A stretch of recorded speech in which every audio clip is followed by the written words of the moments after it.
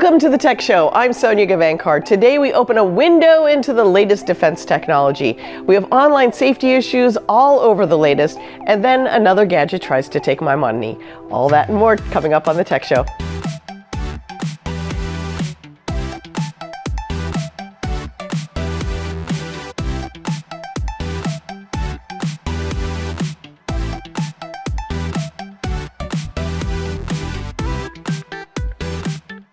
Now it's time for the latest. One of the men in charge of running America's money had a Venmo account so public that reporters were able to track his payments going back years, including the one marked only with an eggplant emoji. In the aftermath of The Atlantic's revelation that its editor-in-chief, Jeffrey Goldberg, had been accidentally added to a Signal group chat by National Security Advisor Mike Waltz, reporters around the world have gone digging to see just how bad the Trump administration's operations security practices really are. As it turns out, incredibly sloppy. It's been easy to find all kinds of data about the people running this country, including, as Wired reports, their Venmo accounts. At least 4 men in Mike Waltz's Houthis PC small group chain had publicly visible transactions, and one of the men in charge of running America's money had a Venmo account so public that reporters were able to track his payments going back years, including that one marked only with the eggplant emoji. As anyone who has used Venmo can attest, putting silly emojis and other goofy missives on payments to friends is part of for the course. It's far more likely that Katz's was just messing around. However, it's absolutely unreal that a ranking official in the department that's quite literally in charge of America's money had his own financial transactions public and visible like this. Maybe they need an all-hands refresher on basic privacy settings. As with almost anything to do with AI, it was just a matter of time. According to a test conducted by TechCrunch and confirmed by OpenAI, a bug in OpenAI's ChatGPT allowed the chatbot to generate graphic erotica for accounts where a user registered as a minor under the age of 18, and in some cases, the chatbot even encouraged these users to ask for raunchier, more explicit content. The company added that it's actively deploying a fix to limit such content. Phew! Protecting younger users is a top priority, and our model spec, which guides model behavior, clearly restricts sensitive content like erotica to narrow contexts such as scientific, historical, or news reporting, a spokesperson told TechCrunch via email.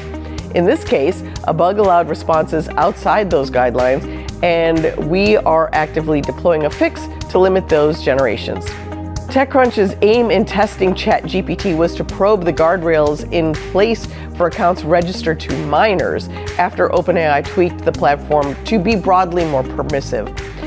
TechCrunch primarily tested ChatGPT for sexual content because it's an area where OpenAI has said it wants to relax restrictions. OpenAI CEO Sam Altman has expressed a desire for a ChatGPT grown-up mode, and the company has signaled a willingness to allow some forms of not safe for work content on its platform. OpenAI's policies require that children aged 13 to 18 obtain parental consent before using ChatGPT, but the platform doesn't take steps to verify this consent during sign-up. As of this reporting, as long as they have a valid phone number or email address, any child over the age of 13 can sign up for an account without confirming that their parents gave permission. We'll be back in 30 seconds. Rise up this morning, smile with the rising sun, saying, this is my message to you.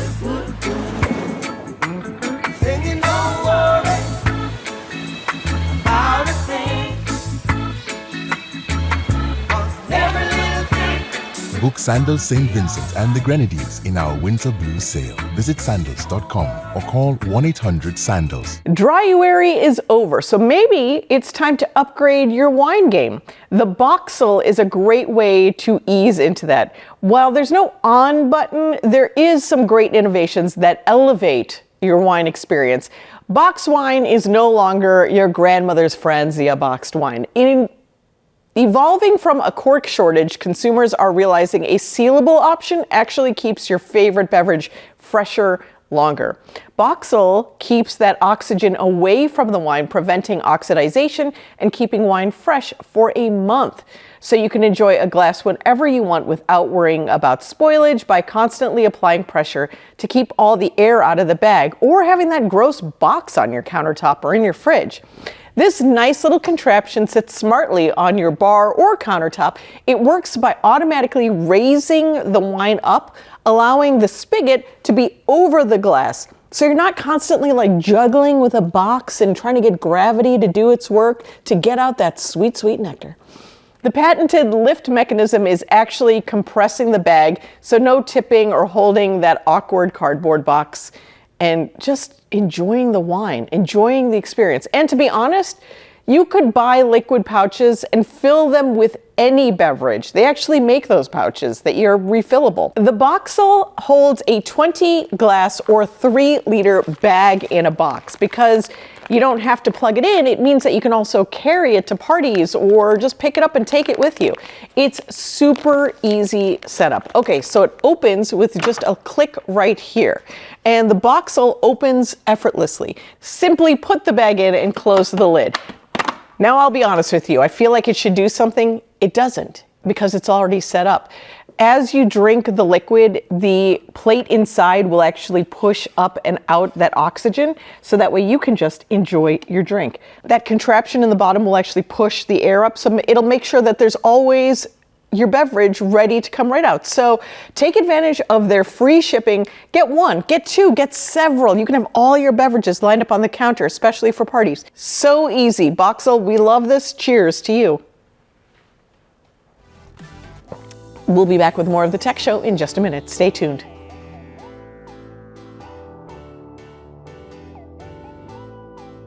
Maybe you have an Alexa on one floor and Google Home on another. Maybe you haven't gotten past installing your Ring doorbell. Don't despair.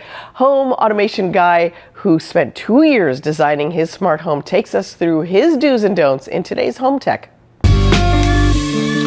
So this is my office where I work during the day and make YouTube videos at night. I spent a lot of money in this room. I love my big monitors that I've got here because I work from home, so it's really important that I feel comfortable and productive. In terms of automations, the first time I walk in here during the day, this like motion sensor here will detect me. It will open up the blinds for the first time, turn the lights on. It actually powers up the desk as well. One of the things I try to do with my smart home is to save power by turning things off when I'm not using them.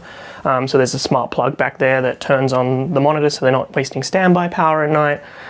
Powers everything up. And then I've got different scenes that I set from either a remote control here or from my tablet, so that I can press video conference and it turns my key light on and sets the lights behind me so I look really cool on video calls. I have a YouTube mode which sets the lights in a certain way for when I'm doing my filming. I've also got my desk actually hooked in as well, and if I haven't moved it to the standing up position for 4 hours or so, it actually sends me a notification saying you've been sitting down too long, you fat bastard, stand up and you know, move yourself around a bit. Bit of WLED lighting behind here which do different effects and such. I've got some lights in my plants here as well. This is something I've been doing a lot lately. It lights them up from underneath. I just think it looks really cool. That was the office.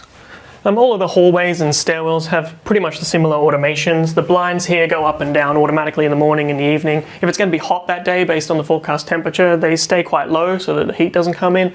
And if it's going to be cool, they go all the way up to the top. Got lights down along the top of the stairs here on all the levels. It's actually one of the reasons I bought the house. They just look so cool. They come on at night when motion's detected on the stairwell. Stop you falling down the stairs and breaking your neck. So, got the bedroom here. Most of the automations here are designed for comfort during the nighttime because that's when we spend time here. I've lived in a lot of share houses. I've hated having to turn the lights on at night to go to the bathroom. So what I tried to do here was make it so that when I got up in the middle of the night, I was able to see what I'm doing without blinding myself. Got motion sensors underneath the bedside tables here, which turn on as soon as the feet touch the ground. The lights come on under the bed so I can walk into the bathroom, not step on any Lego or anything like that. My favorite thing in this room is these touch panels here. It makes me feel like I'm living in an expensive hotel. We had some gross switches here before, so I just reused that area to place these in. I can control everything in the room from here. I can turn the lights on and off. I can adjust the volume of the music. I can change the air conditioning, adjust the blinds. It's just really awesome. I can do everything from the side of the bed. I cop a lot of flack on my comments on YouTube. Why don't you just use your phone? I don't have to unlock my phone in the middle of the night, open up an app, press a button. It's really inconvenient. What I can do is just press a button here, all the lights will turn off, roll over and go to sleep. I've also got sensors underneath the bed to detect if I'm in the bed or not. So when we've been in bed for 20 minutes, we're both in bed, it shuts down everything in the house, turns off all of the power for things that aren't needed, sets the alarm so that it goes onto night mode. Anything that necessarily needs to happen at nighttime will happen automatically. And when we get up in the morning, it detects we're out of bed. If we've been out of the room for 20 minutes, the blinds come on and all the lights turn off. Here we are in the kitchen. My dad and I put all these smart lights in here. They're all individually addressable LEDs. There's actually some speakers here in the ceiling that came with the house, and one of the reasons that I bought the house because it had all this tech already in there. I put in an access point here so that there was great Wi-Fi coverage because we spend a lot of time in here. And everything in this room can be controlled here. All of the lighting is controlled by scenes. You can turn up and down the volume of the audio, and we also can see the front door camera here. This kitchen we actually got installed when we moved in, so I had a lot of opportunity to add new technology or retrofit things, but some of the things are already existing here. We have an old school intercom system that came with the house. It's janky, I don't like it, it doesn't even work most of the time. I'm going to replace that soon. I haven't figured out what to do with that yet. The heating system was also here. It was able to be integrated into my smart home, which was really handy. A viewer actually told me that this was possible. And then we have our light switches. It's really important that you have really obvious light switches that guests can use. These are smart switches, but you can just use them as normal. Turn the light up and down, press them to turn them off. Shall we head down to the living room? Here we've got the living room. A lot of the same tech came with the house that we've got in the other rooms, and I've got two different types of switches here. I've got the press button on-off ones and the dimmers that we've got before. Over here I've got my 3D printer. I thought it was a good idea to buy, but I don't actually know how to use it. I'm hoping to learn that. Veterans give so much to our country. That's why it's important we give back to them. One company is doing just that through an initiative that hopes to help veterans one haircut at a time. Here's Zach Weir with more. Wahl is a men's grooming company that has been proudly rooted in America since 1919. That's 106 years of innovation, craftsmanship, family ownership, and a rich history of giving back to the community. We're one of about 1,000 American companies over 100 years old, and our headquarters and a key manufacturing facility remain where it all started, in Sterling, Illinois. Over the decades, giving back to veterans has been one of Wahl's philanthropic priorities. Many of our employees are veterans themselves, so we love making an impact close to home as well as nationwide. As a leading manufacturer of hair clippers and beard trimmers, we know that grooming tools in the right hands is a powerful thing. We take that responsibility seriously with our Cuts for a Cause initiative, sending our mobile barbershop around the country offering free haircuts and beard trims, as well as monetary grants to deserving charities. This year, we're proud to partner with Stand Down Events, where VA staff and volunteers provide food, clothing, health screenings, and counseling services to homeless and at-risk veterans. Far too many veterans are suffering. That's why Wahl is honored to support causes that help improve their quality of life. It's our way of saying thank you to the men and women who have served our country and letting them know they are not forgotten. And to further support our charitable outreach, we're launching Anthem, a collection of hair clippers that embodies Wahl's dedication to quality, heritage, and community impact. These products feature precision ground blades that stay sharper longer, adjustable taper lever for blending and fading, and power drive motors for no snag cutting. Importantly, sales from the Wahl Anthem series contribute to the Cuts for a Cause program, so we can keep efforts like this going strong. For more on Wahl's Cut for a Cause program, go to wahlusa.com. From the bayous to the big cities, National Gumbo Day is recognized each year to celebrate the flavors and culture that go into creating great gumbo. Joining us today is Jason Duan, who is renowned as the Cajun Ninja for his trademark paella. Chef Duan is teaming up with Explore Louisiana to showcase the foods that make the state special. Welcome, Chef, and happy National Gumbo Day. Well, happy National Gumbo Day to you. Thank you for having me. Okay, so what is National Gumbo Day? Well, National Gumbo Day is on October 12th, and it's when Louisiana comes together to celebrate our state dish. Gumbo isn't just food, it's a story in a bowl. From New Orleans seafood gumbo to Cajun chicken and sausage all throughout Acadiana. It should also be known that gumbo is beloved here, but it's also controversial. Everybody's got a sacred recipe, and every family is going to tell you that their way is the right way. Nonetheless, everybody's putting their own little paya right into the bowl, and they pop you right in the mouth. Why is it important to celebrate National Gumbo Day? Well, National Gumbo Day is a good reason to just get your pot heated up. And then from there, you get on the phone and bring some folks together. In Louisiana, gumbo means family and community. It often starts with a dark brown roux, and then followed by the onion, celery, bell pepper, the holy trinity of cooking. And then we'll throw in the sausage, chicken, or seafood, each added at just the right time. National Gumbo Day reminds us that cooking together is what keeps Louisiana culture alive. It's a chance to celebrate not just a dish, but the rich cultural traditions behind it. Where can we go for more delicious information? Well, a good start would be to head to explorelouisiana.com, where you can find recipes, trip ideas, and a bunch of great things about our culture. But if you want the true experience, you need to get your butt here. Thanks, Chef. You got it.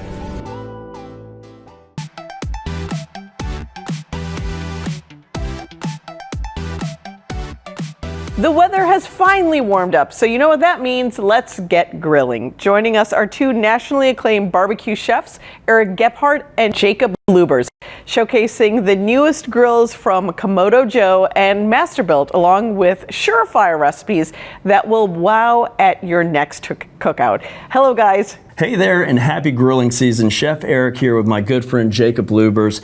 We're standing next to two of the hottest grills this summer. I want to introduce you to the Kamado Joe Connected Joe. All right, we're cooking with natural lump charcoal, not gas, which adds no flavor, and not pellets, which can't get up to that high temperature. We're talking an artisan product where your fuel source is your secret ingredient, really. Absolutely. Yeah.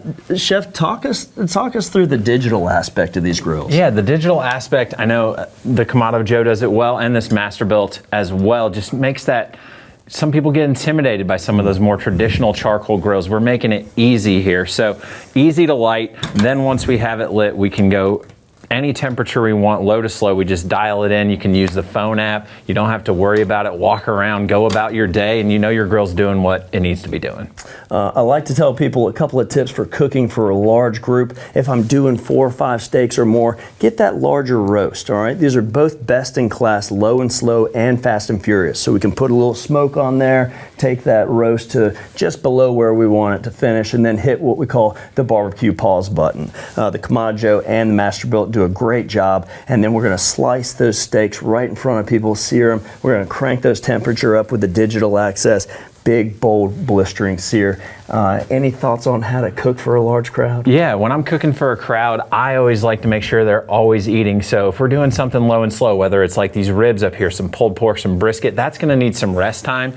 So we've already got the charcoal lit. Well, let's take it up to those high temperatures and get some appetizers going, some steak bites, wings, smoked cream cheese, get everybody eating, get them warmed up for what's gonna be the main show. So for more information on these gorgeous grills, check out KamadoJoe.com and Masterbuilt.com. And I just don't have enough good things to say about this. From our backyard to yours, cheers and happy grilling. Back to you. Thanks for the hot takes, guys. This is the season to look for cool upgrades to beat the summer heat. Here to help is Emmy Award-winning TV host and designer Ty Pennington, who is teaming up with American Standard to help homeowners stay cool and save money this summer.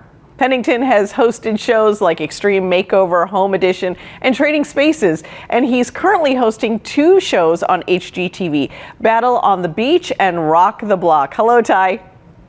Hey, thanks for having me. What have you learned being a celebrity carpenter?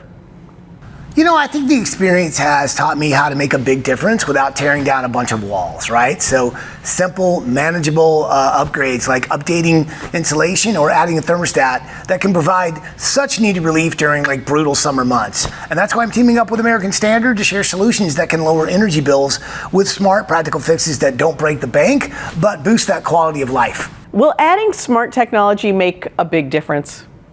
Look, smart tech is where it's all gone, right? So smart tech has seriously upped the game for homeowners. And one of my favorites is the smart programmable thermostat, like the American Standard Link UX360. This American Standard smart thermostats let you control your home's temperature and humidity from your phone. So seamlessly integrating with the American Standard Home app and built-in diagnostic features. So that means more convenience, more comfort, and even alerts you when something needs attention. So it's like having a home climate assistant in your pocket.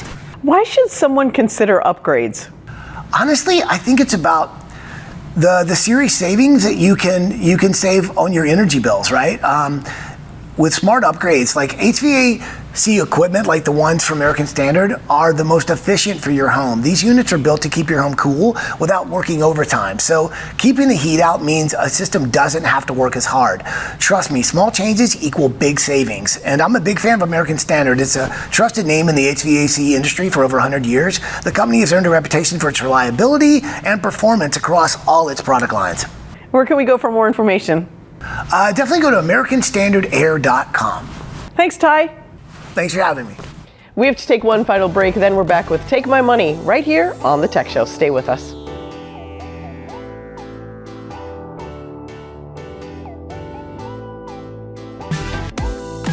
Now it's time for Take My Money. This time we have what is essentially a clothes dehydrator.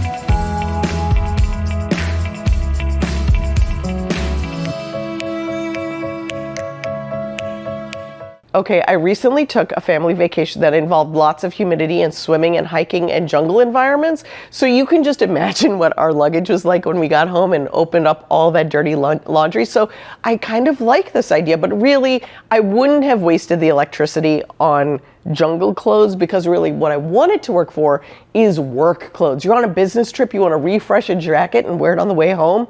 ICTK clothes cleaning specialists, go ahead and take my money. I feel like this would just make me feel more confident when I'm on the road. Thanks for joining us this week. Follow us at The Tech Show TV and join the conversation. Check you later.